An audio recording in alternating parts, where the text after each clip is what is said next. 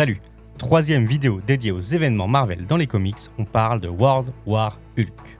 Hulk ayant été jugé trop dangereux pour la Terre, les Illuminati, composés notamment du Docteur Strange et du Professeur X, ont décidé de l'expédier sur une planète, où il pourrait finir ses jours en paix sans mettre aucune vie en danger. Malheureusement, son vaisseau dérive et Hulk atterrit sur la planète Sakaar.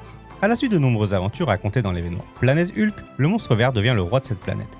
Mais alors qu'il attend un enfant avec la reine, la planète est détruite et sa femme enceinte est tuée. Hulk va alors entrer dans une rage folle et décider de revenir sur Terre pour tout détruire. C'est accompagné de ses amis, et notamment Korg, qu'Hulk revient. Il débarque d'abord sur la Lune où il va facilement mettre KO Black Bolt, le leader des Inhumains. Hulk fait donc passer un message, il n'est pas là pour rigoler. En réalité, le Black Bolt mis KO par Hulk est un infiltré Skrull.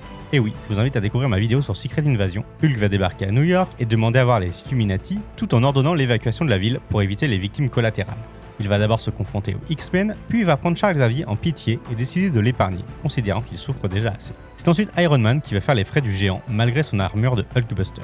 Reed Richards, alias Mr. Fantastic, pense que le seul moyen de vaincre Hulk est de faire appel à Sentry, l'homme le plus fort sur Terre. Mais ce dernier, qui connaît bien Hulk, est victime d'agoraphobie et ne souhaite pas intervenir.